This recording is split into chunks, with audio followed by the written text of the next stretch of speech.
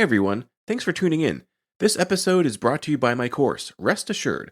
If you've been struggling with falling asleep, or staying asleep, or just not waking up feeling well rested, you've come to the right place. Cognitive behavioral therapy for insomnia, or CBTI, is the gold standard intervention in the management of insomnia. Rest Assured is a digital course that walks you through CBTI, step by step, with everything you need to succeed. Each of the 6 weekly modules guides you through some important background information for the different techniques, explores the evidence based techniques in detail, provides multiple examples of exercises so you can find the one that works for you, and reviews the work you've completed since the last module. And Rest Assured is just not another DIY left to your own devices, but rather, you get direct access to me, a board certified sleep physician, in twice monthly office hours, where you can ask me face to face any questions you may have about the course material. So check out www.wellrestedmd.com/RA to learn more. That's wellrestedmd.com/RA, or just head to the homepage and click on courses to learn more. Enjoy the episode. Hey there, friends and neighbors. You're listening to the Well Rested Podcast, episode number 49, Curiosity. I'm your host, Dr. Joshua Lennon. When you're riding the sleep struggle bus, it can be hard to muster any attitude beyond frustration and exhaustion. In this week's episode, I'll explore an alternative approach to insomnia with an attitude of curiosity. If you've ever found yourself laying awake in bed, either at your hoped-for bedtime or at some random time in the middle of the night, you appreciate all too well how that feels. You expect, rightfully so, that at your desired time, when your head hits the pillow, sleep should just appear, easily, without a struggle or a second thought. And yet, there you are, staring at the ceiling, tossing and turning, huffing and puffing because it turns out for you, at least some of the time, sleep is not just appearing, at least not without a battle first. It's easy to accept the invitation to the why me pity party and fester in the discouragement. This is especially true when it seems that everyone you know, especially any bed partners or others in the house, who seem to be able to slip into a snoozy coma at the drop of a hat while you're left counting sheep, multiplying or even performing logarithmic calculations with sheep, to no avail. So it's all too easy to feel resentful, envious of their ease to sleep, irritated, frustrated, or even ashamed of your lack of ease. And there's no better time to feel so fed up about your sleep than when you are right smack in the middle of yet another test of your patience, stuck in bed, wanting to sleep, but feeling unable to execute. We've tackled this issue before, most head-on in episode 20, What to Do When You've Had a Bad Night. I clearly favor a preventative strategy. If you've got sleep-friendly systems in place that are habitual, that are just part of your lifestyle, then bad nights are a lot less likely to occur in the first place. And even if they do, they tend to appear as a one-off fluke, freak accident, rather than the beginning of a spiral into doom. The basic components of this insomnia immunity start with timing. The issue of timing has come up repeatedly as we discuss the body's circadian clock, such as in episodes 11, 13, 22, and 23. Having a consistent start to your day helps to lock in the body's circadian rhythm, keeps the clock running on time so it knows when to expect the next wake period, and importantly, when to expect the next sleep period.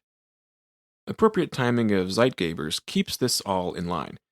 Recall this term Zeitgeber comes from the German, which means literally time giver. There are several Zeitgebers that give our body clocks the correct time, including movement and digestion, but the strongest is light.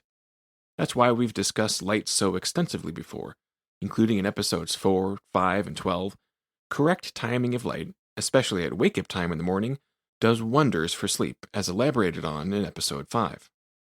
But exposure to this Zeitgeber at the wrong time, meaning too close to the desired sleep time, and sleep havoc ensues, as discussed in episodes 4 and 12 in more detail. Consistent timing helps maintain your body rhythm, its sleep and wake cycles. The other component of your insomnia immunity is sleep drive, or sleep pressure, also sometimes referred to as process S. Sleep drive is basically the progressively building tension the longer you've been consecutively awake for.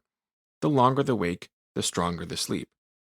But too interrupted, either overnight or with napping or snoozing on the couch in the evenings, and that tension, that pressure to drive the body into solid, strong, high quality sleep, that sleep drive has been diminished, so it is a lot less effective.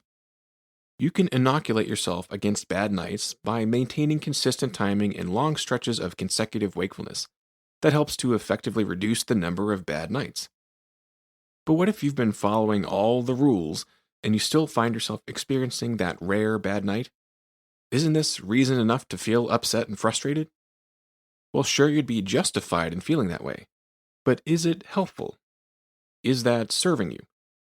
Is getting upset about not sleeping helping you to solve that problem and actually sleep? Or is it doing the opposite?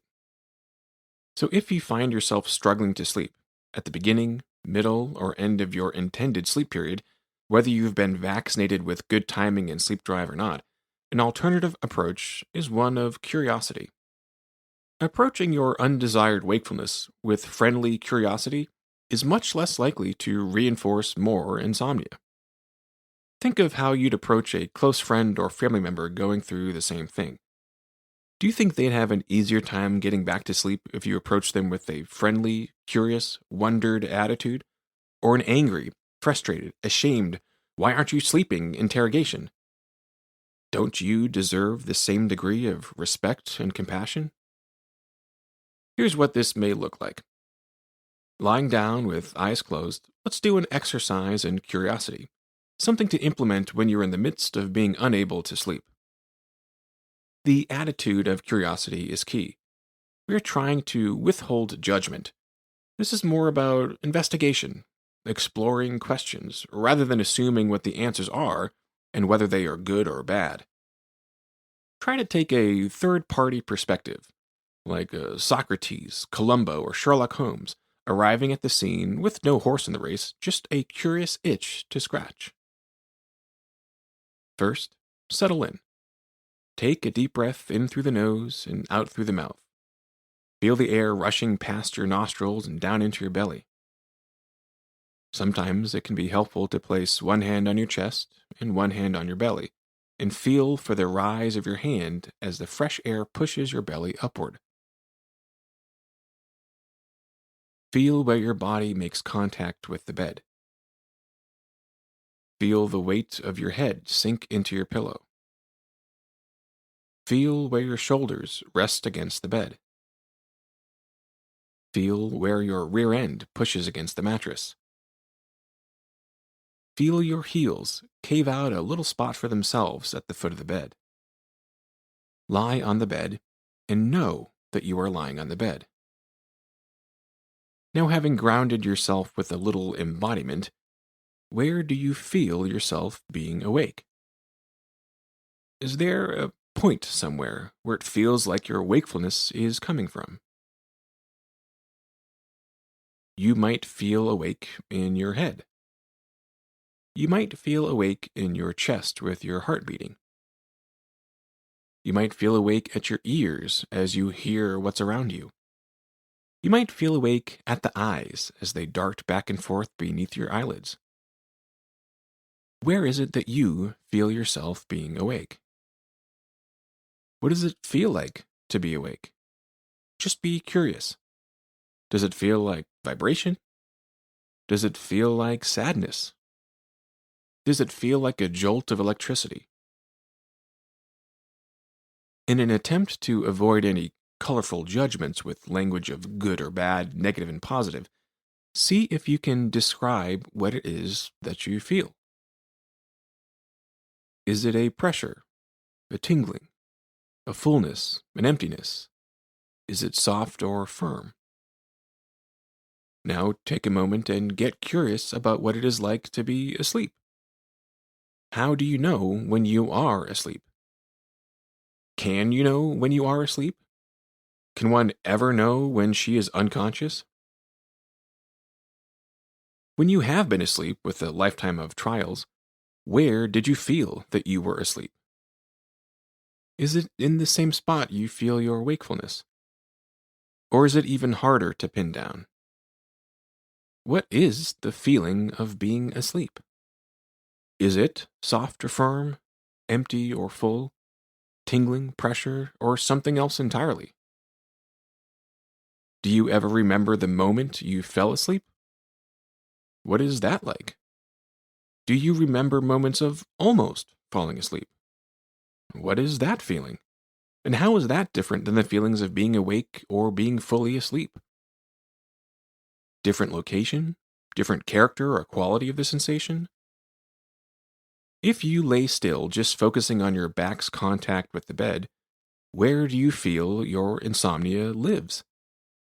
Do you feel it in your gut? Right between the eyes? Or are you unable to pin it down to one spot? If you could grab your insomnia, what would it feel like? Rough, crumbly, globulous, or sticky? Now, let's run a little experiment. Keeping with this theme of curiosity, let's see if you can find an answer here. In episode 27, I discussed how putting in a lot of mental effort trying to sleep can backfire. So I'm curious, what would happen if you did the opposite? If trying to sleep is keeping you awake, run this experiment. What happens if you try instead to stay awake? Now, a few guidelines here.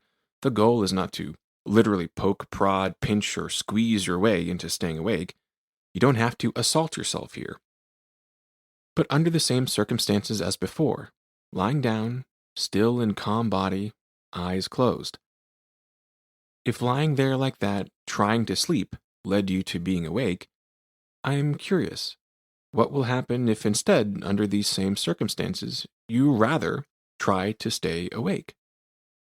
Do you think that will be easy? I mean, after all, you've had some practice being awake like that, but with the opposite intentions. So will it be easier or harder to be awake laying down with your eyes closed when you are intending to stay awake? Can you lock onto that spot, that point, that location where you feel yourself awake, and hold on for dear life? And what will happen if you do? Can you stay curious long enough to find out? So to summarize, getting to sleep and staying asleep doesn't always come easy enough to many people. And if that's you, don't feel bad. You're not alone. Otherwise, I and all my colleagues in sleep medicine around the world would be out of work. And there are ways to help bad nights from being that bad or that frequent. An inoculation, a vaccine, if you will, against insomnia. These basic sleep hygiene habits work wonders for maintaining good sleep health and reducing the threat of insomnia. From regular exercise to avoiding alcohol and caffeine too late in the day, many of these have been heard before, especially throughout the episodes of this podcast. Two big antibodies against insomnia from that inoculation are timing and pressure. Specifically, regular, consistent timing of wake up. That is your anchor. That is your body's clock's time zero, the reset button. When you wake up at the same time every day, no matter how difficult or easy the night before was, no matter how much or how little sleep you actually achieved, consistent wake-up timing cannot be overemphasized. A healthy dose of bright light at that time does wonders for your sleep as well, as elaborated in episode 5. The second major antibody is sleep pressure. This relates to the duration you have been consecutively awake for. Your brain does work, but it also needs rest and recharge, and the longer it consecutively works at wakefulness, the stronger the need for rest and recharge. It's like the tension of a rubber band. The longer you stretch it, the stronger it wants to snap back in place. But despite the vaccine, even if you do find yourself experiencing a rough night of not sleeping like you want, do not fret. In fact, fretting may actually make the problem worse. You wouldn't fret against your best friend if they were having the same kind of night. Instead, an attitude of friendly curiosity may serve you much better. Get curious. What's this insomnia thing all about? Where is it felt in the body? And what does that feel like? How is that different than what being intentionally awake feels like? Or what being asleep feels like? Or take the Viktor Frankl method. Before this man searched for meaning, he found one method particularly helpful for insomnia, despite how paradoxical it seems. Since trying to sleep is getting you nowhere, get curious and run a little experiment. What would happen if, rather than trying to sleep, you tried to stay awake? No cheating, of course, but when lying down in bed, eyes closed, not pinching yourself to do so. But what would happen if you set your mind instead on trying to stay awake? I'm curious to hear from you what happens. I've got a little freebie for you, so if you head over to wellrestedmd.com/day, you can get a free cheat sheet to a day in the life of the well-rested, including some specific best practices to get that good snooze. That's wellrestedmd.com/day. Be sure to hit subscribe in your favorite podcast player to get all the latest episodes. Leave us a review, and head over to wellrestedmd.com for more information. Thanks for listening.